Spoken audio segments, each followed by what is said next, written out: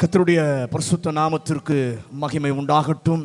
நாம் சேவிக்கிற ஆண்டவர் நேற்றும் இன்றும் என்றும் மாறாதவராய் இருக்கிறார். நாம் நடுவிலே அவர் ஆராதனையிலே உலாவினார். அவருடைய பிரசன்னத்தால் நம்மை நிறைத்தார். அந்த மாலை வேளையிலும் கர்த்தருடைய வசனத்தின் மூலமாக ஆண்டவர் நம்மோடு கூட பேசுவாராக. நம்முடைய இருதயத்தை அவருக்கு நாம் திறந்து கொடுப்போம். வாசிக்கலாம். ரோமரின் புஸ்தகம் 9வது அதிகாரம் 33வது வசனம். ரோமர் 9வது அதிகாரம் 33வது வசனம். இதோ இடறுதற்கான கல்லையும் தவறுதற்கான கன்மலையையும் சீயோனில் வைக்கிறேன். அவரிடத்தில் விசுவாசமாய் இருக்கிறவன் எவனோ அவன் வெட்கப்படுவதில்லை என்று எழுதி இருக்கிறபடி ஆயிற்று. அல்லேலூயா. நாம் இந்த காலை வேளையிலே இந்த வேத வசனத்தை கொண்டு ஆண்டவருடைய வார்த்தையை நாம் கவனிக்க கர்த்தர் நமக்கு கிருபை தந்தார். விசுவாசத்தில் குறைவு இருந்தால் அதை சரி செய்து கொள்ள ஆண்டவர் நமக்கு கிருபை தருகிறார். இந்த விசுவாசத்தினுடைய 3 அம்சங்களை குறித்து காலை வேளையில் உங்களோடு கூட நான் பகிர்ந்து கொண்டேன். எல்லாவற்றையும் சொல்ல நேரமில்லை, நான் வேகமாக கடந்து போகிறேன். முதலாவது, அவரை மட்டும் நோக்கி பார்க்கிற சரியான விசுவாசம் நமக்கு என்ன பண்ண வேண்டும்? இருக்க வேண்டும். இரண்டாவது, நோக்கி பார்ப்பது மட்டுமல்ல, கர்த்தர் செயல்படுகிற வரைக்கும் நான் காத்திருப்பேன். விசுவாசம் இருந்தால் போதாது, விசுவாசம் இருக்கிறது என்று சொன்னால் போதாது. தேவன் செயல்படுகிற வரைக்கும் நான் எதுவும் செய்ய மாட்டேன். அவருக்காக நான் காத்திருப்பேன். அந்த விசுவாசம் நமக்கு இருக்க வேண்டும். மூன்றாவது, ஆண்டவருக்கு வல்லமை உண்டு. எல்லாவற்றையும் அவராலே செய்ய முடியும். அவராலே முடியாதது ஒன்றுமில்லை. ஆனால் ஆண்டவருடைய வல்லமையின் மேலல்ல, ஆண்டவர் செய்கிற அற்புத அடையாளங்களின் மேலே என்னுடைய விசுவாசம் அல்ல, என்னுடைய விசுவாசம் ஆண்டவரின் மேலே மட்டும் இருக்கும். இந்த 3 விசுவாசத்தினுடைய அம்சங்கள் நம்முடைய வாழ்க்கையில் இருக்க வேண்டும். அது மாத்திரமல்ல, ஆண்டவரிடத்தில் இருக்கிற விசுவாசத்தினுடைய இன்னும் 3 மிக முக்கிய அம்சங்களிலே ஒரு காரியத்தை குறித்து நான் காலை வேளையில் உங்களோடு கூட பகிர்ந்து கொண்டேன். விசுவாசத்தை துவக்குகிறவர் அவர்தான். அந்த விசுவாசிக்கும் பொழுது ஒரு பிரச்சனை வரும். ஆண்டவர் நம்மோடு கூட பேசும்போது நம்முடைய மூளை சொல்லும் இது சரி வராது, நம்முடைய அறிவு சொல்லும் இது நடக்காது. ஆனா நாம எப்படி தெரியுமா விசுவாசிக்கணும்? மூளை சொல்றதையும் அறிவு சொல்றதையும் ஓரமா விட்டுட்டு, தேவன் எனக்கு செய்வேன் என்று சொல்லி இருக்கிறார், நிச்சயமாக எனக்கு செய்வார் என்கிற விசுவாசத்தில் நாம் இருப்போமானால், அந்த விசுவாசம் யாருக்கு இருக்கோ அவன் தான் வெட்கப்பட்டு போவதில்லை. இந்த மாலையில் 2வது காரியத்தை நாம் கவனிப்போம். மத்தேயு எழுதின சுவிசேஷம் 17வது அதிகாரம் 20வது வசனம். மத்தேயு 17வது அதிகாரம் 20வது வசனம். அதற்கு இயேசு உங்கள் அவிசுவாசத்தினாலே தான் கடுகளவு விசுவாசம் உங்களுக்கு இருந்தால் நீங்கள் இந்த மலையை பார்த்து இவ்விடம் விட்டு அப்புறம் போ என்று சொல்ல அது அப்புறம் போம். உங்களால் கூடாத காரியம் ஒன்றும் இராது என்று மெய்யாகவே உங்களுக்கு சொல்கிறேன். முதலாவது விசுவாசத்தை துவக்குகிறவர் ஆண்டவராகிய இயேசு மட்டுமே. நம்மால் அந்த விசுவாசத்தை என்ன பண்ண முடியாது? துவக்க முடியாது. விசுவாசத்தை துவக்குகிறார் அவர்தான். 2வது காரியம், அவர் எதிர்பார்க்கிற விசுவாசம் நமக்குள்ளே இருக்க வேண்டும். அவர் ஆமென் சொல்லுங்களேன். இங்க இயேசு மறுரூப மலையிலிருந்து அவர் இறங்கி வருகிறார். தன்னுடைய பிள்ளை பிசாசினாலே பீடிக்கப்பட்டிருக்கிறது. சீஷர்களிடத்திலே கொண்டு வந்து விடுதலைக்காக கேட்கிறாங்க. சீஷர்களாலே விடுதலை என்ன பண்ண முடியல, கொடுக்க முடியவில்லை. இயேசு அவளை விடுதலையாக்குகிறார். எல்லாரும் இயேசுவை வியந்து பார்க்குறாங்க. சீஷர்களும் இயேசுவை என்ன பண்ணுகிறாங்க? வியந்து பார்க்கிறார்கள். இயேசு பதில் சொல்கிறார், கடுகு விதை அளவு. கடுகு விதை எவ்வளோ பெருசுங்க? ரொம்ப சின்னது. அந்த கடுகு விதை அளவு விசுவாசம் இருந்தால் இந்த மலையை பார்த்து பெயர்ந்து கடலிலே போய் விழுன்னு சொன்னா என்ன பண்ணும்? அது விழுகும். எவ்வளோ பெரிய விசுவாசம் பார்த்தீங்களா? கடுகு விதை எவ்வளவு! அந்த விசுவாசம் உனக்கு இருந்து மலையை பார்த்து தள்ளுண்டு போய் கடலிலே விழுனா என்ன பண்ணும்?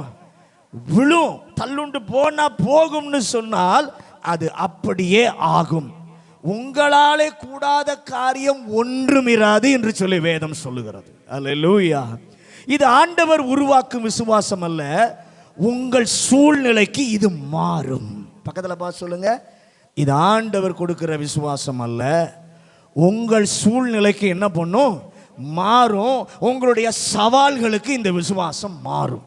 ராமன் சொல்லுங்களேன். உங்க சவால்கள் எவ்வளவு பெருசோ, அது பெருசோ சிறுசோ, அதை பொறுத்து தான் இந்த விசுவாசம் இருக்கும்.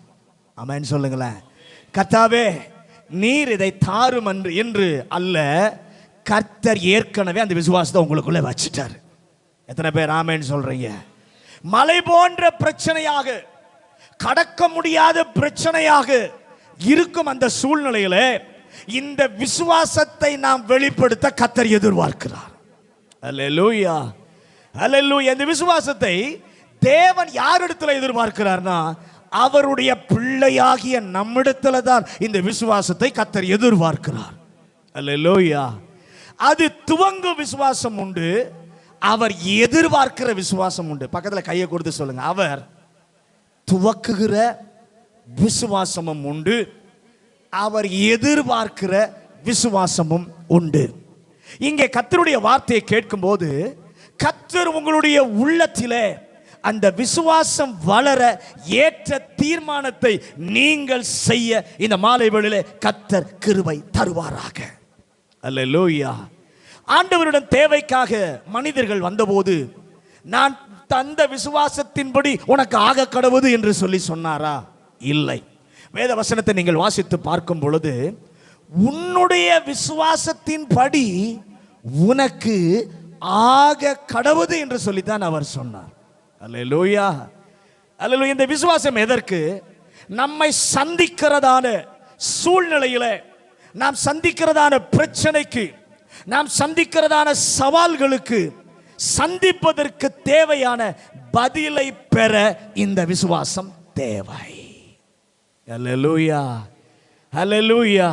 இந்த விசுவாசம் இயேசுவின் மேல் உள்ள விசுவாசம். இயேசுவின் மேல் என்றால் என்ன அப்படின்னு சொல்லி பார்ப்போமானால், என் வேதம் இயேசு எப்படிப்பட்டவர் என்று சொல்லி அழகாக தெளிவாக நம்முடைய கையிலே ஆண்டவர் எழுதி கொடுத்திருக்கிறார். அல்லேலூயா, அல்லேலூயா. அவர் எனக்கு தகப்பன், நான் யார்? அவருடைய பிள்ளை. பக்கத்தில் பாருங்க, எனக்கு அவர் தகப்பன், நான் அவருடைய பிள்ளை. அப்ப அவருடைய நாமத்தினாலே கேட்டால் தருவேன் சொல்றார். அவருடைய நாமத்தினாலே கேட்டால் தருவேன் என்று சொல்லுகிறார். இன்னும் சொல்லுகிறார், உள்ளங்கையிலே நம்மை வரைந்திருப்பதாகவும் அவர் என்ன பண்ணுகிறார்? சொல்லுகிறார். அப்போ நாம் அவருடையதற்கு முன்னுரிமை கொடுக்கும் போது என்னுடையதற்கு அவர் முன்னுரிமை கொடுப்பார். பக்கத்தில் கை கொடுத்து சொல்லுங்க, அவருடைய காரியத்திற்கு நான் முன்னுரிமை கொடுக்கும் போது என்னுடையதற்கு அவர் முன்னுரிமை கொடுப்பார். அல்லேலூயா. அவர் சித்தத்தின்படி செய்தால் கேட்காமலே தருவதாகவும் அவர் சொல்லி இருக்கிறார். எத்தனை நல்லவர் பாருங்க. அவர் சித்தத்தை மட்டும் நாம செஞ்சா கேட்காமலேயே என்ன பண்ணுகிறாராம்? நமக்கு தருவதாக சொல்லி இருக்கிறார். நான் அவருடைய சத்தியத்திற்கு, அவருடைய வசனத்திற்கு, அவருடைய உபதேசத்திற்கு நான் முன்னுரிமை கொடுக்கும் போது என்னுடையதற்கு அவர் முன்னுரிமை கொடுப்பதாகவும் வேதம் சொல்லுகிறது. அவரிடத்தில் வேற்றுமையின் நிழலே கிடையாது. அல்லேலூயா. இவருக்கு தான் செய்வார், இவருக்கு அவர் செய்ய மாட்டார் என்று அவர் சொல்லவே இல்லை. எல்லாருக்கும் அவர் சரிசமமாக செய்கிறதான ஒரு மகத்துவம் உள்ள தேவன். அல்லேலூயா. அப்ப அவரை குறித்து நான் அறிந்திருக்கிற அளவிலே எனக்கு விசுவாசம் இருக்கணும். பக்கத்தில் பார்த்து சொல்லுங்க, அவரை குறித்து நான் எவ்வளவு அறிஞ்சிருக்கணும் அதற்கு ஏற்ற விசுவாசம் எனக்கு இருக்கணும்.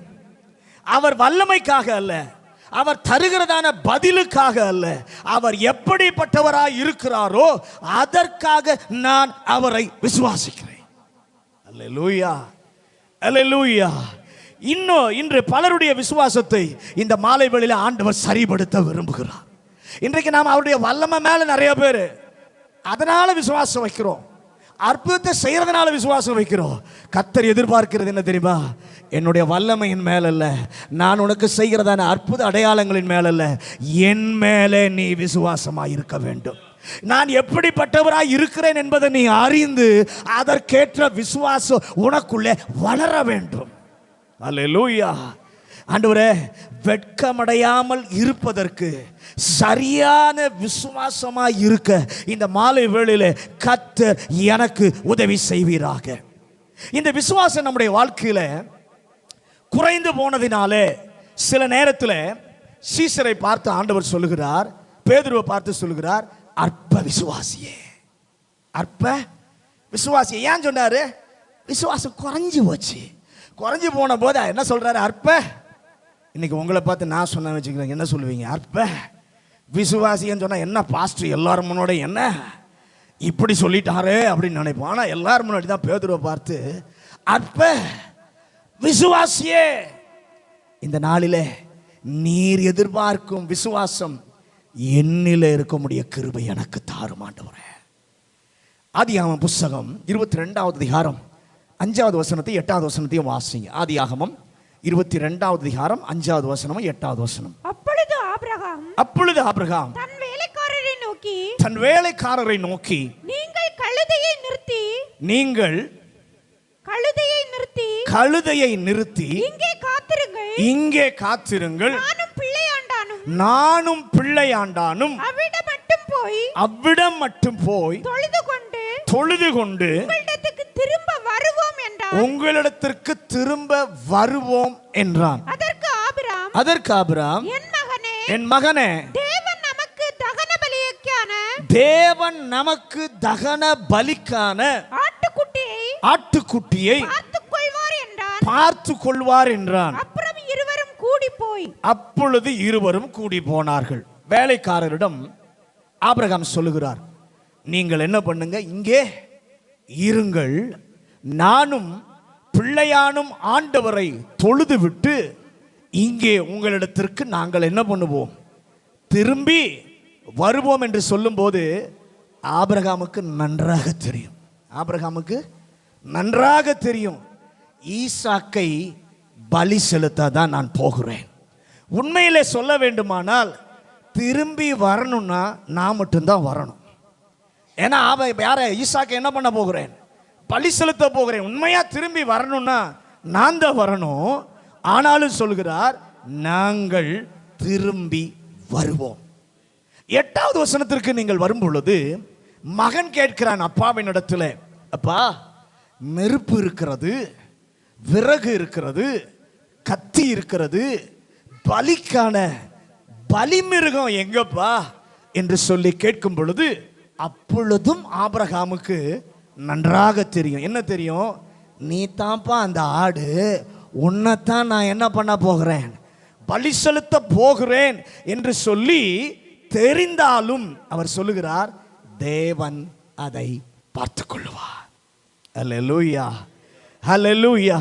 அதை சொல்லும்போது ஒரு ஆட்டை தருவார் என ஆபிரகாம் ஜெபிக்கவும் இல்லை, தர வேண்டும் என்று அவர் எதிர்பார்க்கவும் இல்லை. மகனைத்தான் பலி செலுத்த வேண்டும் என்கிற ஒரே தீர்மானத்தோடு ஆபிரகாம் என்ன பண்ண போகிறார். ஆண்டவரிடத்தில் பலிக்கான வேற என் மகனுக்கு வேற பலி மிருகத்தை தார் ஆண்டவரேன்னு கேட்க ஜெபம் பண்ணல. அப்படி அவர் எதிர்பார்க்கவும் இல்லை. அவனுக்கு இருந்த எல்லாம் இந்த ஈசாக்குத்தான் ஆடு என்று சொல்லி நினைத்து கொண்டிருக்கும் போதே சொல்லுகிறார், கர்த்தர் பார்த்து கொள்ளுவார். அல்லேலூயா. அதுதாங்க விசுவாசம், அதுதான் விசுவாசம். நல்ல கவனிங்க. அவன் பிரச்சனை மலை போல இருக்கு. ஆபிரகாமுக்கு பிரச்சனை மலை போல. என்ன, சொந்த மகன் எத்தனை வருஷம் கழிச்சு காத்திருந்து, 25 வருஷம் காத்திருந்து பெற்ற மகன், ஆசையாய் வளர்த்த மகன். கர்த்தர் கேட்கிறாரு, இந்த பிரச்சனைக்கு தீர்வு வேணுமா, உன்னிலே கர்த்தர் ஒரு விசுவாசத்தை வெளிப்படுத்துவாராக. அல்லேலூயா. கர்த்தர் ஆபிரகாமை வெட்கமடைய வைத்தாரா என்று சொல்லி பார்த்தார். வெட்கமடைய வைக்கவில்லை. வேலைக்காரருக்கு முன்பாகவும் ஆபிரகாமை கர்த்தர் வெட்கப்படுத்தவில்லை. தன் மகனாகிய ஈசாக்குக்கு முன்பாகவும் கர்த்தர் ஆபிரகாமை வெட்கப்படுத்தவில்லை. அல்லேலூயா. ஒரு காலம் அவரை விசுவாசிக்கிறவன் எவனோ அவன் ஒரு காலம் வெட்கமடையவில்லை. நல்ல கவனிங்க. இந்த இடத்துல பார்க்கும் பொழுது நீங்கள் வேலை பார்க்கிற இடத்துல உங்களை கர்த்தர் வெட்கமடைய விட மாட்டார். பக்கத்தில் பார்த்து சொல்லுங்க, வேலை பார்க்கிற இடத்துல கர்த்தர் உங்களை வெட்கமடைய விட மாட்டார்.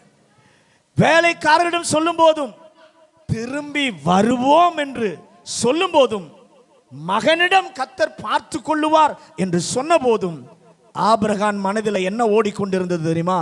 எபிரேயரின் புஸ்தகம் 11வது அதிகாரம் 18வது வசனம் 19வது வசனம். எபிரேயர் 11வது அதிகாரம் 18, 19. ஈசாக்கினிடத்தில் உன் சந்ததி விளங்கும் என்று அவனோடே சொல்லப்பட்டிருந்ததே. இப்படிப்பட்ட வாக்குத்தத்தங்களை பெற்றவன் மரித்தோரிலிருந்து எழும்ப தேவன் வல்லவராய் இருக்கிறார் என்று எண்ணி தனக்கு ஒரே பேரானவனையே பலியாக ஒப்பு கொடுத்தான். இங்கே ஆபிரகாமுடைய மனதிலே ஓடின சிந்தை மோதல்களை நாம் பார்க்கிறோம். ஈசாக்கினிடத்திலே உன்னுடைய சந்ததி விளங்கும் என்று நீ சொல்லி இருக்கிறீரே. ஆதியாகமம் 17வது அதிகாரம் 19வது வசனத்தை வாசி. ஆதியாகமம் 17, 19.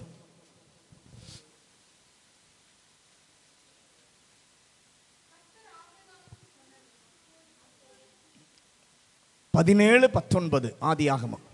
அப்பொழுது தேவன் உன் மனைவியாகிய சாராள் நிச்சயமாக உனக்கு ஒரு குமாரனை பெறுவாள், அவனுக்கு ஈசாக்கு என்று பெயரிடுவாயாக, என் உடன்படிக்கையை அவனுக்கும் அவனுக்கு பின்வரும் அவன் சந்ததிக்கும் நித்திய உடன்படிக்கையாக. ஆண்டவரே, 17வது அதிகாரத்தில் என்னோடு கூட பேசினீர், ஆனால் 22வது அதிகாரத்துக்கு வரும்போது என்னிடத்தில் கேட்கிறீர். 17வது அதிகாரத்தில் என்னோடு கூட பேசினீர், மகனை தருவேன், உடன்படிக்கை பண்ணுவேன், பேசினீர், நல்லதுதான். 22வது அதிகாரத்துக்கு வரும்போது என்னிடத்தில் கேட்கிறீர். என்ன கேட்கிறீர்? இந்த ஈசாக்கை பலி செலுத்து என்று சொல்லி என்ன பண்ணுகிறீர்? நீர் கேட்கிறீர். தேவன் கொடுத்த வாக்குத்தத்தம் ஒரு புறம், தவிர்க்க முடியாத சூழ்நிலை இன்னொரு புறம், இரண்டும் அவனுடைய மனதிலே ஓடிக்கொண்டிருக்கிறது. அல்லேலூயா. இரண்டும் அவனுடைய மனதிலே மோதி கொண்டிருக்கிறது. மோதின போது நாம இருந்தால் என்ன செய்திருப்போம் தெரியுமா?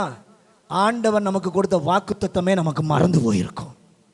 ஆண்டவர் கொடுத்த இந்த ரெண்டும் மோதிக்கிட்டு இருக்க மனதில் மேலே போகும்போது, பலி செலுத்த போகும்போது ரெண்டும் மனதில், ஆபிரகாம் மனதில் மோதிக்கிட்டே இருக்கு. நாமளா இப்படி இருந்தால் கொடுத்த வாக்குத்தத்தத்தை என்ன பண்ணியிருப்போம்? மறந்து போயிருப்போம். ஆனால் ஆபிரகாம் செய்தது, நீர் ஈசாக்கினிடத்திலே விளங்கும் என்று சொன்னீரே. அல்லேலூயா. அண்ணா என்ன அர்த்தம்? நீர் சொன்னது மாறாதையா. ஈசாக்கினிடத்தில் விளங்கும் என்று சொன்னீரே, அது என்ன பண்ணாது? மாறாது.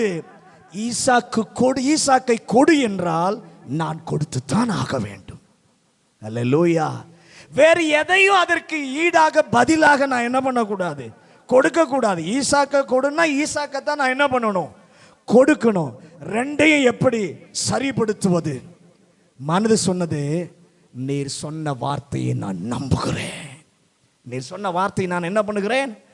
நம்புகிறேன். கேட்டதையும் அப்படியே செய்வேன். ஆனால் ஆண்டவரே, ஒரு வார்த்தை நான் சொல்லி இருக்கிறேன், வேலைக்காட்ட நான் சொல்லி இருக்கிறேன். என்ன சொல்லி இருக்கிறேன்? திரும்பி நானும் பிள்ளையாண்டானும் வருவோம் என்று சொல்லி இருக்கிறேன். மகன்கிட்ட ஒன்று சொல்லி இருக்கிறேன், பலி செலுத்துவதற்கான பலிமிருகத்தை கர்த்தர் பார்த்து கொள்ளுவார் என்று சொல்லி என்ன பண்ணி இருக்கிறேன்? சொல்லி இருக்கிறேன். அதுக்கு ஒரே ஒரு வழிதான்ப்பா உண்டு. நான் பலி செலுத்துவேன், அவன் சாம்பலாவான், நான் திரும்பும் முன்பு அந்த சாம்பலில் இருந்து ஈசாக்கை எழுப்பினால் மட்டுமே இது நடக்க வழி. அல்லேலூயா. ஹல்லேலூயா. வேறு வழியே இல்லை. ஆண்டவன் நம்மிடம் எதிர்பார்க்கும் விசுவாசம் என்ன தெரியுமா? கர்த்தர் கொடுத்திருக்கிற வார்த்தை அது நடப்பதற்கு முற்றிலும் முடியவே முடியாது என்று சொல்லுகிற சந்தித்துக் கொண்டிருக்கிற சூழ்நிலையும் ஆண்டவர் கொடுத்ததையும் ரெண்டையும் நிறுத்தி பார்க்கும்போது இதுவும் நிஜம், அதுவும் நிஜம்.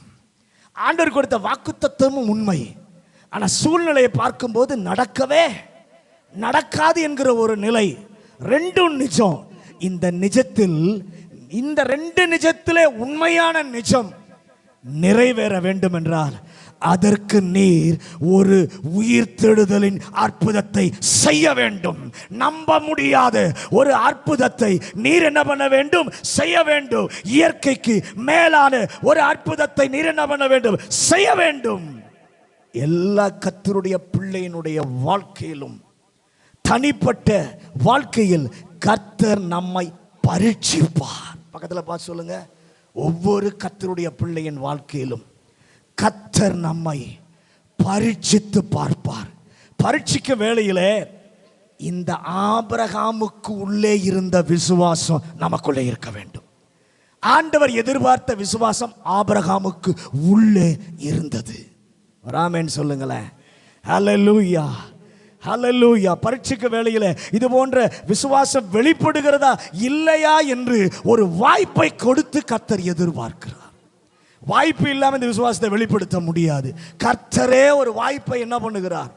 ஏற்படுத்தி அந்த விசுவாசம் நம்மிடத்தில் இருக்கிறதா என்பதை ஆண்டவர் எதிர்பார்க்கிறார். அப்படி நாம நினைச்சா அந்த விசுவாசம் என்றால் என்ன என்று சொல்லி நினைக்கும் போது 1 ராஜாக்கள் 17வது அதிகாரம் 1வது வசனத்தையும் 18வது அதிகாரம் 24வது வசனத்தையும் வாசிங்க. 1 ராஜாக்கள் 17வது அதிகாரம் 1வது வசனத்தையும் 18வது அதிகாரம் 24வது வசனத்தையும். கீலேயாத்தின் குடிகளிலே திஸ்பியனாகிய எலியா ஆகாபை நோக்கி என் வாக்கின்படியே அன்றி இந்த வருடங்களிலே பனியும் மழையும் பெய்யாதிருக்கும் என்று இஸ்ரவேலின் தேவனாகிய கர்த்தருக்கு முன்பாக நிற்கிற நான் அவருடைய ஜீவனை கொண்டு சொல்லுகிறேன் என்றான். 18:24. நீங்கள் உங்கள் தேவனுடைய நாமத்தை சொல்லி கூப்பிடுங்கள், நான் கர்த்தருடைய நாமத்தை சொல்லி கூப்பிடுவேன், அப்பொழுது அக்கினியினால் உத்தரவு அருளும் தேவனே தெய்வம் என்று என்றார். அதற்கு ஜனங்கள் எல்லாரும் இது நல்ல வார்த்தை என்றார். நல்ல கவனிங்க. நாம விசுவாசம் என்றால் என்னமோன்னு நினைக்கிறோம். ஆனா விசுவாசம்னா என்ன தெரியுமா? இங்க எலியா சொல்லுகிறான், என்னுடைய வார்த்தையின்படியே அல்லாமல் இந்த தேசத்தில் இந்த வருஷங்களில் மழையும் பெய்யாது, பனியும் பெய்யாது, சேனைகளின் கர்த்தருக்கு முன்பாக இருக்கிற நான் சொல்லுகிறேன் என்று சொல்லி எலியா சொல்லுகிறான். கர்மேல் பர்வத்திலே சொல்லுகிறான், என் தேவன் அக்கினியினால், எந்த தேவன் அக்கினினாலே உத்தரவு அருளுகிறதோ அவரே மெய்யான தேவன் என்று தைரியமாக சொல்லுகிறான். மலை போன்ற பிரச்சனை எலியாவுக்கு, மலை போன்ற பிரச்சனை எலியாவினுடைய வாழ்க்கையில, எலியாவே இது உனக்கு சோதனை அல்ல, இஸ்ரவேலுக்கு தீர்க்கதரிசியாக உன்னை கர்த்தர் அனுப்பி இருக்கிறாரே, அவனுக்கென்று ஒரு வேலையை கர்த்தர் என்ன பண்ணி இருக்கிறார்? கொடுத்திருக்கிறார். அந்த வேளையில் அவன் நினைக்கிறான், இஸ்ரவேல் ஜனங்கள் கர்த்தரை விட்டு சோரம் போயிருக்கிறார்கள், எனக்கு ஒரு வேலை உண்டு, எனக்கு ஒரு பொறுப்பு உண்டு. அது என்ன? என்னை அழைத்தவர், நான் நம்பி இருக்கிறவர், என்னை ஏற்படுத்தினவர் ஒருவர் தான் ஜீவனுள்ள தேவன் என்று நிரூபித்து காட்ட வேண்டும். அல்லேலூயா. கர்த்தர் கொடுத்திருக்கிற பணியில, கர்த்தர் உங்களுக்கு கொடுத்திருக்கிற வேலையில, தேவன் கொடுத்திருக்கிற பொறுப்பில ஒரு விசுவாசத்தை உங்களிடத்திலே கர்த்தர் எதிர்பார்க்கிறார். அல்லேலூயா. எலியாவே, இந்த விசுவாசம் உனக்கு எப்படி வந்தது என்று கேட்டால், எனக்குள்ளே ஒரு வைராக்கியம் உண்டு, எனக்குள்ளே ஒரு வைராக்கியம் உண்டு. என் தேவன், நான் சேவிக்கிற ஆண்டவர் ஜீவன் உள்ளவர் என்பதை நிரூபிக்க வேண்டும். அது மட்டுமல்ல, 1 ராஜாக்கள் முதலாவது அதிகாரத்தில் நீங்கள் வாசிக்கும் பொழுது அக்கினி இறங்கு வரட்டும் என்று சொல்லுகிறான். 50 பேரை அது அழிக்கிறது. ஏன் அப்படி செய்தான்? ஜீவனுள்ள ஒரு கர்த்தரை இந்த தேசத்தில் என்ன பண்ண வேண்டும்? நிரூபிக்க வேண்டும். அல்லேலூயா என்ற வைராக்கியத்தில், வெறும் வைராக்கியம் மட்டுமல்ல, கர்த்தர் அவனுக்கு சொல்லி இருந்தார், என்னை தேடாமல் பாகாலை தேடி போனதினாலே அவன் ஏறின கட்டிலே இருந்து இறங்காமல் செத்து போவான் என்று கர்த்தர் ஆக்கினியை கொடுத்திருந்தார்.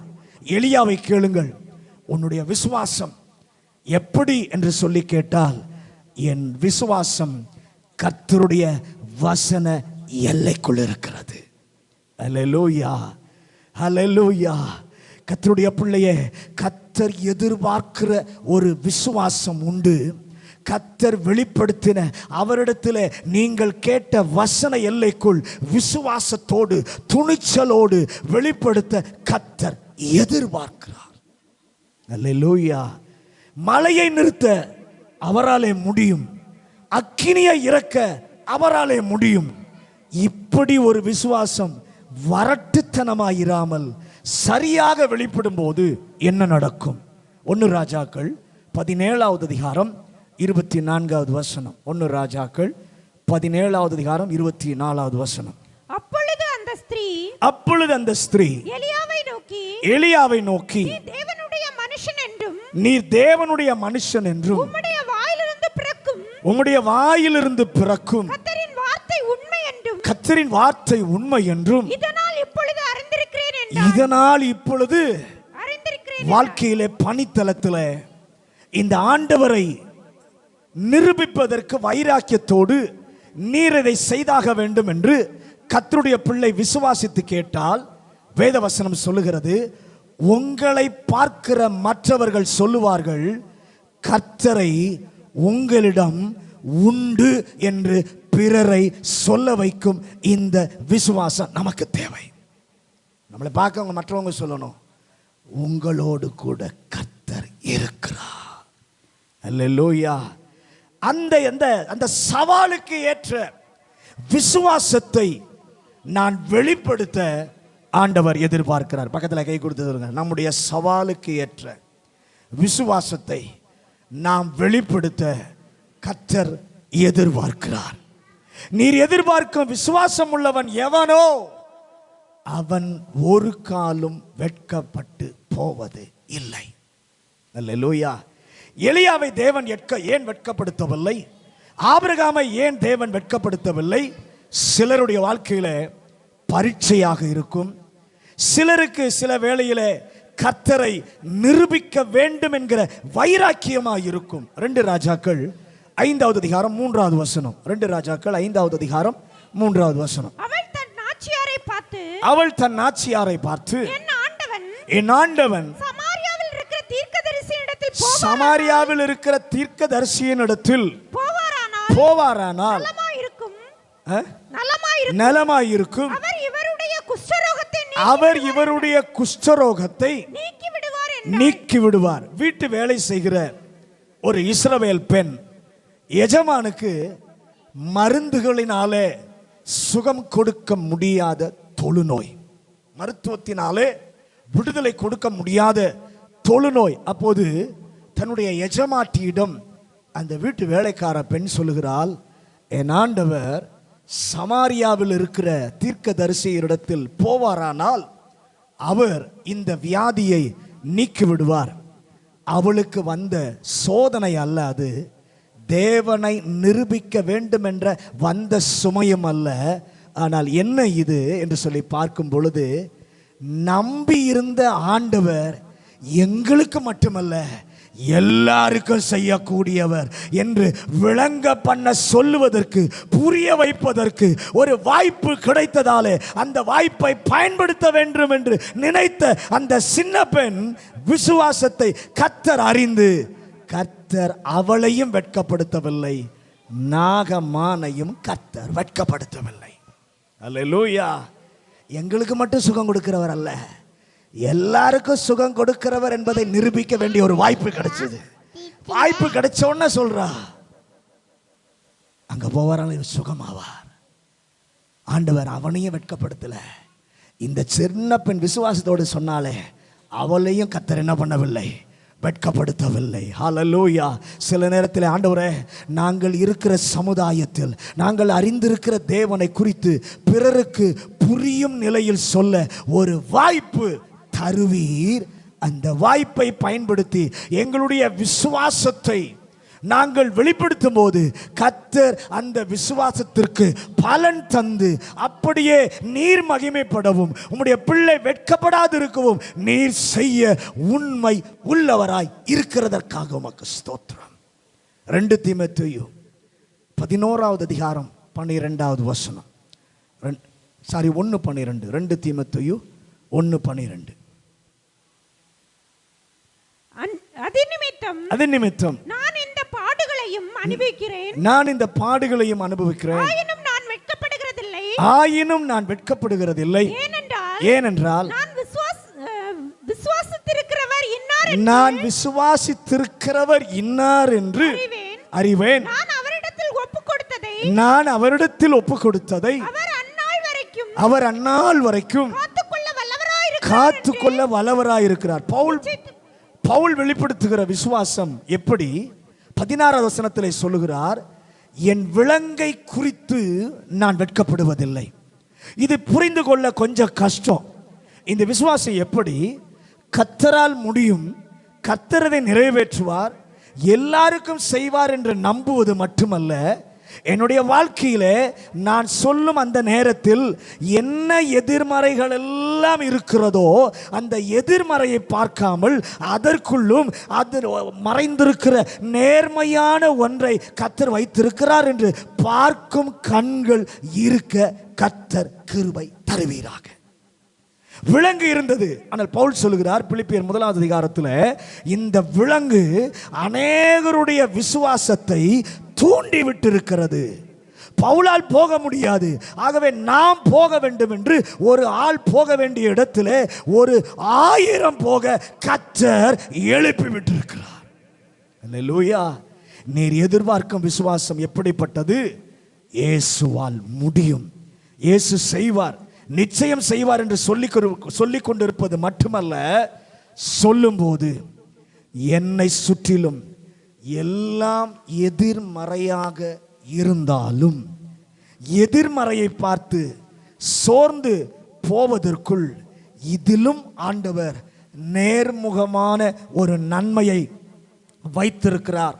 அவர் மகிமைப்படக்கூடிய ஒரு காரியத்தை கர்த்தர் வைத்திருக்கிறார். அவர் நாமம் உயர்த்தப்பட ஒரு பாதையை வைத்திருக்கிறார் என்ற விசுவாசத்தை கர்த்தர் எதிர்பார்க்கிறார். அல்லேலூயா. பவுலை தேவன் வெட்கப்படுத்தவில்லை. எந்த அரண்மனையிலே அவனுக்கு விலங்குகள் இருந்ததோ அதே அரண்மனையில் பலரை ஆண்டவர் விசுவாசிகளாக மாற்றி காண்பித்தார். அல்லேலூயா. கை உயர்த்தி, ஆண்டவரே, நீங்க துவங்கின விசுவாசம் உண்டு, நீங்க எதிர்பார்க்கிற விசுவாசம் உண்டு. வேகமாக கடந்து போகிறேன். 3வது காரியம், யூதாவின் புஸ்தகம் 3வது வசனம். யூதாவின் புஸ்தகம். பிரியமானவர்களே, பொதுவாக ரட்சிப்பை குறித்து உங்களுக்கு எழுதும்படி நான் மிகவும் கருத்துள்ளவனாய் இருக்கையில் பரிசுத்தவான்களுக்கு ஒரு விசை ஒப்பு கொடுக்கப்பட்ட விசுவாசத்திற்கான நீங்கள் தைரியமாய் போராட வேண்டும் என்று உங்களுக்கு எழுதி உணர்த்துவது எனக்கு அவசியமாய் கண்டது. 3வது, நமக்கு ஒப்புவிக்கப்பட்ட விசுவாசம். முதலாவது விசுவாசத்தை துவக்குகிறவர் அவர்தான். 2வது, அவர் எதிர்பார்க்கிற விசுவாசம் நமக்கு இருக்கணும். 3வது, நமக்கு ஒப்புவிக்கப்பட்ட விசுவாசம். இந்த விசுவாசம், இது நமக்கு ஒப்புவிக்கப்பட்ட விசுவாசம். இந்த விசுவாசம் என்ன? இந்த வேதத்தில் கையிலே கர்த்தர் நமக்கு கொடுத்திருக்கிறார். கொடுத்தவங்கெல்லாம், கொண்டு வந்தவங்கெல்லாம் கொஞ்சம் வேதத்தை உயர்த்தி காட்டுங்க.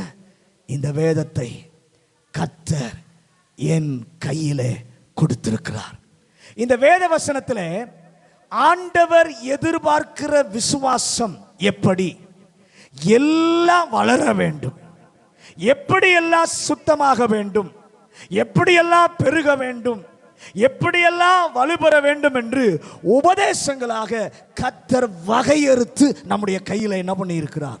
கொடுத்திருக்கிறார். லூக்கா 18வது அதிகாரம் 8வது வசனத்தை வாசிங்க. லூக்கா 18வது அதிகாரம் 8வது வசனம். சீக்கிரத்திலே அவர்களுக்கு நியாயம் செய்வார் என்று உங்களுக்கு சொல்லுகிறேன். ஆகிலும் மனுஷகுமாரன் வரும்போது பூமியிலே விசுவாசத்தை காண்பாரோ? எந்த விசுவாசத்தை தேவன் துவக்கினதோ, தேவன் எதிர்பார்ப்பதோ அல்ல, கர்த்தர் நம்முடைய கையிலே நம்பி சுத்த சுவிசேஷத்தை, வேத வசனத்தை, வேத வசன சத்தியத்தை நம்முடைய கையிலே கொடுத்திருக்கிறாரே. இந்த வசனம் அப்படியே நம்பப்பட, அப்படியே கடைபிடிக்கப்பட கர்த்தர் எதிர்பார்க்கிறார். பக்கத்தில் பார்த்து சொல்லுங்க, நம்ம கையில் கொடுத்திருக்கிற வசனம் அப்படியே நம்பப்பட, அப்படியே கடைபிடிக்கப்பட நம்மிடத்தில் கர்த்தர் எதிர்பார்க்கிறார். அவர் வருவதற்கு முன்பு இந்த வேத வசனம் என்ன பண்ணும் தெரியுமா? திரித்து அறிவிக்கப்படும். அதுதான் கள்ள உபதேசம். அவர் வருவதற்கு முன்பு அதெல்லாம் இன்னைக்கு நம்ம கண்ணு முன்னாடி என்ன பண்ணிட்டு இருக்கு? நடந்து கொண்டு இருக்கிறது. இந்த வசனத்திற்கு மாறானவைகள் நம்ம கண்ணு முன்னாடி நடக்கும். அவர் வருவதற்கு முன்பாக நீர் கொடுத்த பரிசுத்த உபதேசத்தை நான் காத்துக்கொள்ளணும். எல்லாம் வேதத்தை கையில் ஏந்தி, ஆண்டவரே என் கையில் நீர் எழுதி கொடுத்திருக்கிற பரிசுத்த உபதேசத்தை நான் கடைசி வரை கைக்கொள்ள கர்த்தர் எனக்கு கிருபை தருவீராக. ஆண்டவரே, எனக்கு ஒப்புவிக்கப்பட்ட விசுவாசத்தை நான் தான் பாதுகாக்கணும் ஐயா. அல்லேலூயா. அப்படியே கலப்படம் இல்லாமல் அடுத்த சந்ததிக்கு இந்த வேத வசனத்தை நாம கொண்டு போகணும். பக்கத்தில் பார்த்து சொல்லுங்க, ஆண்டவரே என் கையில் கொடுக்கப்பட்டிருக்கிற கலப்படம் இல்லாத உபதேசத்தை என்னுடைய அடுத்த கர்த்தருடைய வருகை தாமதிக்குமானால் அடுத்த சந்ததிக்கு அந்த உபதேசத்தை நாங்கள் கொண்டு போக வேண்டும். அல்லேலூயா. அவரை விசுவாசிக்கிறவன் என்ன விசுவாசிக்கிறவன்?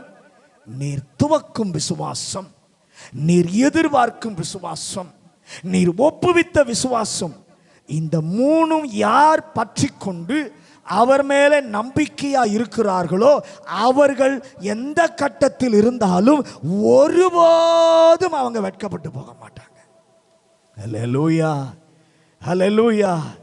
1000 வாக்குத்தத்தத்தை கையில் எழுதி வைத்து கரைச்சே குடிச்சாலும் சரி, நல்ல கவனிங்க, அது விசுவாசம் அல்ல. நீர் துவங்கின விசுவாசம், நீர் எதிர்பார்க்கிற விசுவாசம், எனக்கு ஒப்புவிக்கப்பட்ட விசுவாசம், இதில் தான் நான் உறுதியாக நிலைத்திருக்கும் போது தான் நான் வெட்கப்பட்டு போக மாட்டேன். அந்த விசுவாசம் யாருக்கு இருக்கோ அவன்தான் வெட்கப்படுவதில்லை என்று எழுதி இருக்கிறபடியே ஆயிற்று. இந்த 3 விசுவாசம் நம்மில் இருப்பதற்கு தேவன் நம்மிடத்தில் என்ன இருக்கணும், எதை எதிர்பார்க்கிறார்? முதலாவது, அவரில் விசுவாசமாய் இருக்கிறவன் எவனோ அவன் வெட்கப்படுவதில்லை என்று சொன்ன வார்த்தை ஏசாயா 28வது அதிகாரம்.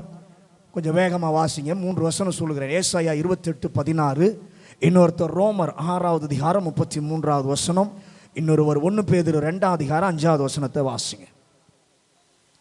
ஏசாயா 28:16, ரோமர் 6:33, 1 பேதுரு 2:5. ஆதலால்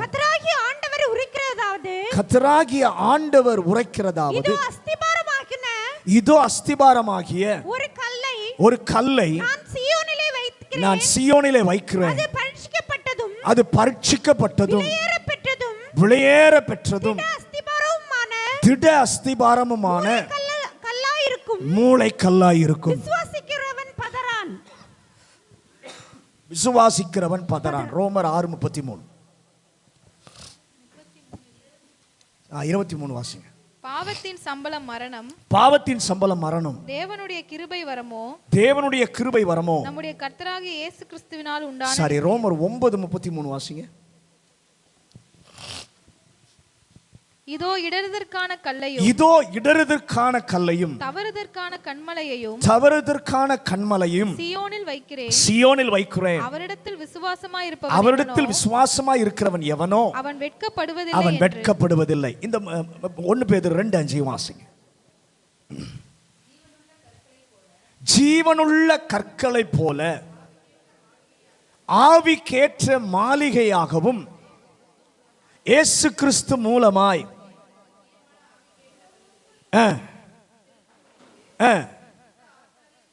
பரிசுத்த ஆசாரிய கூட்டமாகவும் கட்டப்பட்டு வருகிறீர்கள். இந்த 3 இடங்களிலும் ஒரே வசனம் சற்று வித்தியாசத்தோடு ஏற்படுத்தப்பட்டிருக்கிறது. இந்த 3 இடத்திலும் ஒரு கல் சொல்லப்படுகிறது. நீங்க 1 பேதுரு 2:5 ஜீவனுள்ள கல், ஜீவனுள்ள கல். அந்த கல்லின் மேல் விசுவாசமாய் இருப்பவன் எவனோ அவன் வெட்கப்படுவதில்லை. இது வேறு யாருமல்ல, ஆண்டவராகிய இயேசு கிறிஸ்து தான் அந்த கல்.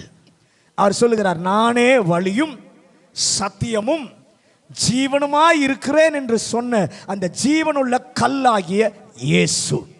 இந்த ஜீவனுள்ள கல் என்ன செய்கிறது? யார் அவருக்கு தங்களை ஒப்பு கொடுத்து வருகிறார்களோ அவர்களை ஜீவனுள்ள கல்லாக மாற்றுகிறது.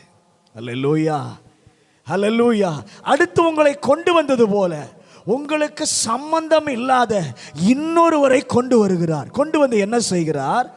உங்கள் பக்கத்திலேயே கர்த்தர் வைக்கிறார். அல்லேலூயா.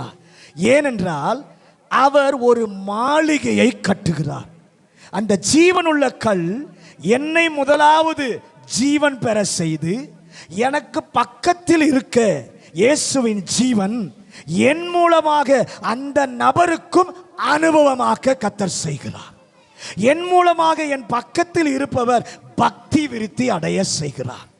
என் மூலமாக என் பக்கத்தில் இருப்பவர் இன்னும் கர்த்தரண்டை வர உதவி. அதனால தான் தனித்தனியே இல்லை, பக்கத்திலே இணைத்து கர்த்தர் வைக்கிறார். அல்லேலூயா. ஆண்டவர் எதிர்பார்க்கிற விசுவாசம் வேண்டுமா? நாம் கவனம் வைக்க வேண்டும். பிறரை பக்தி விருத்தி அடைய செய்ய கர்த்தர் அவருடைய ஜீவனை எனக்கு தந்திருக்கிறார். அல்லேலூயா. அந்த பொறுப்போடு இருக்க கர்த்தர் நம்மிடத்தில் எதிர்பார்க்கிறார். 2வது ஏசாயா 28:16 வாசித்தோம். இந்த கல்லுக்கு பெயர் திட அஸ்திபாரம் உள்ள மூளைக்கல். தேவன் தோற்றுவிக்கிற, நீர் எதிர்பார்க்கிற, நீர் ஒப்புவித்த விசுவாசம் என்னில் இருப்பதற்கு இன்னொன்றை நான் மனதிலே வைக்க வேண்டும். இயேசு ஜீவனுள்ள கல் மட்டுமல்ல, அவர் மூளைக்கல். அல்லேலூயா. சுவர் எவ்வளவு நீளமா இருந்தாலும், சுவர் எவ்வளவு அகலமா இருந்தாலும் அது அர்த்தமற்றது. ஏன்னா மூளைக்கல் இருந்தாதான் எவ்வளவு நீளமா இருந்தாலும் அகலமா இருந்தாலும் அது நிற்கும். ஒரு ஆமென் சொல்லுங்களேன். அல்லேலூயா. மூளைக்கல்லோடு இணைக்கப்பட்டிருந்தால் தான் அது கட்டிட சுவர். அப்படிதானே? மூளைக்கல்லோடு அது இணைக்கப்படவில்லை என்று சொன்னால் அது கட்டிட சுவர் அல்ல. 100 அடி நீளம் இந்த சுவர், இந்த சுவர் 100 அடி அகலம். ஆனாலும் குட்டி சுவர் தான் ரெண்டையும் இணைக்கிற மூளைக்கல். ராமேன் சொல்லுங்களேன். ஹல்லேலூயா. கட்டிடத்திற்கே அர்த்தம் அப்பதான் வரும். 2வது நாம் நினைக்க வேண்டியது, எனக்கு என்ன திறமை வேணாலும் இருக்கலாம், என்ன ஞானம் வேணா எனக்கு இருக்கலாம், என்ன வசதி வேணாலும் எனக்கு என்ன பண்ணலாம் இருந்தாலும் எனக்கு உண்மையில் அர்த்தம் கொடுப்பவர் நீர் ஒருவர் தான். எனக்கு இருப்பதோ, எனக்கு இருக்கிற திறமையோ, எனக்கு இருக்கிற ஞானமோ, எனக்கு இருக்கிற வசதியோ அர்த்தம் அல்ல. இயேசு என்னோடு இருந்தால்தான் எனக்கு ஒரு அர்த்தம் உண்டு. அல்லேலூயா. என் வாழ்வில் அர்த்தம் கொடுப்பவர் நீர்தானப்பா. நீர் இல்லாவிட்டால் எனக்கு இருப்பது ஒன்றும் அர்த்தம் அற்றது. நீர் இல்லாவிட்டால் எல்லாம் எனக்கு இருந்தும் இல்லாதது போல் தான் இருக்கும். எல்லாம் இருந்தும் இல்லாதது போல தான் இருக்கும். ஆகவே நான் மூளைக்கல்லோடு எப்பவும் நான் இணைஞ்சிருப்பேன். மூளைக்கல்லாகிய இயேசுவோடு நான் எப்பவும் என்ன பண்ணுவேன்? இணைந்திருப்பேன். விரிசல் இல்லாமல் இசைந்தே இருக்க கிருபை தருவீராக. ஆண்டவரே, எனக்கும் உமக்கும் இடையில இடைவெளி வராதிருக்க கர்த்தர் உதவி செய்வீராக. மூன்றாவது, ரோமர் 9:33 வாசிக்க வேண்டாம். இந்த கல்லுக்கு இன்னொரு பெயர் இடறுதலின் கல். இந்த கல்லுக்கு இன்னொரு பெயர் இடறுதலின் கல். இது யாரையும் இடற பண்ணுகிற கல் அல்ல. இடறுதலின் கல்லுன்னு சொல்ல உடனே இது எல்லாரும் இடற பண்ணுகிற கல்லுன்னு நினைக்க கூடாது. இது யாரையும் இடற பண்ணுகிற கல் அல்ல. அவர் சொன்ன வார்த்தையை, அவர் உணர்த்தின காரியத்திற்கு கீழ்ப்படிந்து அவருக்கு இடம் கொடுத்து மனம் திரும்பி சரிபடாவிட்டால் இந்த கல்லு ஒரு நாள்ல நியாயம் தீர்க்கும். பக்கத்தில் பார்த்து சொல்லுங்க, இந்த இடறுதல் கல் யாரும் இடறி பண்ண போகாது. அவர் உணர்த்தின காரியத்திற்கு, அவருடைய வார்த்தைக்கு கீழ்ப்படியாம, இடம் கொடுக்காம, மனம் திரும்பாம, சரிபடாம இருந்தா இந்த கல்லே ஒரு நாளில நியாயம் தீர்க்கிற கல்லாக வந்து நிற்கும். அன்று யாரும் தப்ப முடியாது, தடுமாறி விழுந்து தான் ஆகணும். அன்னைக்கு யாரும் தப்ப முடியாது, தடுமாறி விழுந்து தான் ஆகணும். அது எவன் மேல் விழுகிறதோ அவனை நசுக்கும். அதன் மேல் எவன் விழுகிறானோ அது அவனை நொறுக்கி போடும். மூணாவது என்ன செய்ய வேண்டும் தெரியுமா? நீர் எனக்கு எவ்வளவு ஸ்லாக்கியம் கொடுத்து எவ்வளவு மேன்மை தந்தாலும் என் மனதில் எப்பவும் ஒரு எண்ணம் இருக்கணும், நான் ஆண்டவருக்கு கணக்கு கொடுக்க வேண்டும். நான் ஆண்டவருக்கு கணக்கு கொடுக்கணும். என்னை ஒரு நாள் அவர் நியாயம் தீர்ப்பார். என் செயல்கள், எனக்கு தந்தவைகள், இவைகளை குறித்து நான் கணக்கு கொடுக்க வேண்டும். அந்த நாளிலே நான் குற்றவாளியாக அல்ல, ஓட்டத்தை முடித்தேன், விசுவாசத்தை காத்துக்கொண்டேன், எனக்காக நீதியின் கிரீடம் வைக்கப்பட்டிருக்கிறது என்ற நம்பிக்கையோடு கணக்கு ஒப்புவிக்க கர்த்தர் கிருபை தர வேண்டும். அல்லேலூயா. இந்த வார்த்தைகளை மனதில் வைப்பாயாக என்று சொல்லி இந்த மாலை வேளையில் கர்த்தர் நம்மை பார்த்து சொல்லுகிறார். ஆண்டவரே, எங்களுக்குள் சரியான விசுவாசம் இருக்கும்போது அவரில் விசுவாசமாய் இருக்கிறவன் ஒரு நாளும் கெட்டு போவதில்லை, ஒரு நாளும் வெட்கப்படுவதில்லை என்று எழுதி இருக்கிறபடியே ஆகும், ஆயிற்று என்று என்னையும் கர்த்தர் சொல்ல வைப்பீராக. எல்லாரும் அப்படியே முழங்காற்படிடுவோம். நம்முடைய தேவன் எவ்வளவு நல்லவர் பாருங்க. விசுவாசத்தை துவக்குகிறார். அவர் எதிர்பார்க்கிற விசுவாசம் நம்மிடத்தில் இருக்க எதிர்பார்க்கிறார். மூணாவது, ஒப்புவிக்கப்பட்ட விசுவாசத்தை நீங்களும் நானும் தான் காத்துக்கொள்ளணும். நம்மை நம்பி கர்த்தர் கொடுத்திருக்கிறார். அந்த ஒப்புவிக்கப்பட்ட விசுவாசத்தை கடைசி வரை நான் காத்துக்கொள்ளணும். ஆண்டவர் இதை செய்யணுமா? முதலாவது ஆண்டவர் கேட்கிறது, நீங்க முதலாவது கர்த்தர் உங்களை கொண்டு வருகிறார். உங்களுக்கு தெரியாத இன்னொருவரை உங்க பக்கத்தில் கொண்டு வந்து கர்த்தர் வைக்கிறார். எதுக்கு தெரியுமா? உங்களுக்குள்ளே இருக்கிற அவருடைய வல்லமை, உங்களுக்குள்ளே இருக்கிற அவருடைய சத்தியம், உங்களுக்குள்ளே இருக்கிற அவருடைய வார்த்தை, உங்களுக்குள்ளே இருக்கிற அவருடைய அபிஷேகம் பக்கத்தில் இருக்கிறவங்களும் போகணும். அப்படின்னா என்ன அர்த்தம்னா, அவங்க பக்தி விருத்தி அடைவதற்கு ஏதுவாக உங்களுக்குள்ளே கர்த்தர் ஜீவனை தந்திருக்கிறார். இரண்டாவது, இயேசுவோடு இணைக்கப்பட்ட வாழ்வு, மூளைக்கல்லாகிய இயேசுவோடு இணைக்கப்பட்டவங்களாக நாம் இருக்கணும். இடையில எந்த இடைவெளியும் வரக்கூடாது.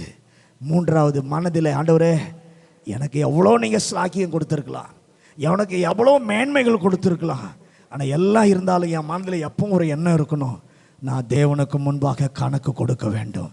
ஒரு நாள் என்னை அவர் நியாயம் தீர்ப்பார். என்னுடைய செயல்கள், அவர் எனக்கு தந்தவைகள், இவைகளை குறித்து நான் கணக்கு கொடுக்க வேண்டும். அந்த நாளிலே நான் குற்றவாளியாக அல்லப்பா, ஓட்டத்தை முடித்தேன், விசுவாசத்தை காத்துக்கொண்டேன், எனக்காக நீதியின் கிரீடம் வைக்கப்பட்டிருக்கிறது என்ற நம்பிக்கையோடு கணக்கு ஒப்புவிக்க கிருபை தருவீராக. இந்த வசனம் இந்த வாரம் முழுவதும் எங்கள் பிள்ளைகளோடு கூட பேசட்டும். நீர் துவக்குகிற விசுவாசத்தில் அறிவு சொல்லுகிறதுக்கு ஒரு நாளும் விட்டு கொடுக்காதபடி, புத்தி சொல்லுகிறதுக்கு கேட்காதபடி, தேவன் எனக்கு சொன்னதை செய்வார், அந்த விசுவாசத்தை துவக்கினாரே அவர் எனக்காக செய்வார் என்கிற தீராத விசுவாசத்தோடு இருக்க கிருபை தாரும். இரண்டாவது, நீர் எதிர்பார்க்கிற விசுவாசம், எனக்கு தாரும். எனக்கு ஒப்புவிக்கப்பட்ட விசுவாசத்தில் கடைசி வரை இருக்கணும். இந்த 3 விசுவாசம் ஆண்டவர் சொன்னாரே, 3 காரியம் எதை நம்ம இடத்துல இருக்கணும், அதுவும் நம்ம இடத்துல இருக்குதோ, எதெல்லாம் இந்த ஒரு தேவ பிள்ளை இடத்துல காணப்படுதோ அவன் தான் வெட்கப்படுவதில்லை. அந்த விசுவாசம் உடையவன் தான் வெட்கப்படுவதில்லை. அந்த அனுபவத்தை கர்த்தர் தருவாராக. பரலோக பிதாவே, இந்த நல்ல மாலை வேளைக்காகவும் நன்றி. எங்களோடு கூட கர்த்தர் பேசின உங்களுடைய நல்ல வார்த்தைகளுக்காக ஸ்தோத்திரம். துவக்குகிற விசுவாசம் உண்டு, எதிர்பார்க்கிற விசுவாசம் உண்டு, ஒப்பு கொடுக்கப்பட்ட விசுவாசம் உண்டு. இந்த 3 விசுவாசத்தில் நாங்கள் கவனமாக இருக்க உதவி செய்யும். அது மாத்திரமல்ல, எங்களுக்கு கொடுத்த 3 எங்களிடத்தில் காணப்பட வேண்டிய 3 காரியங்களை குறித்தும் நீர் பேசியிருக்கிறீர். அதற்கு நாங்கள் இடம் கொடுக்கிறோம்ப்பா, அதற்கு நாங்கள் செவிசாய்க்கிறோம். அப்படிப்பட்ட விசுவாசம் உடையவன் ஒரு காலம் வெட்கப்பட்டு போவதில்லை. எழுதியிருக்கிறபடியே ஆயிற்று என்ற எங்கள் பிள்ளைகள் ஒவ்வொருவரையும் கர்த்தர் சொல்ல வைக்கிறதற்காக உமக்கு நன்றி. இந்த மாலை வேளையில் வந்த உம்முடைய பிள்ளைகள் ஒவ்வொருவரையும், குடும்பங்களை கர்த்தர் ஆசீர்வதியும். விசுவாசத்தை கர்த்தர் எதிர்பார்க்கிற விசுவாசம், விசுவாசத்திற்கு பொருத்தமான கிரியை எங்கள் பிள்ளைகளுடைய வாழ்க்கையில் காணப்பட கர்த்தர் உதவி செய்யும். இயேசுவின் அதிகாரமுள்ள நாமத்தில் ஜெபிக்கிறோம் நல்ல பிதாவே.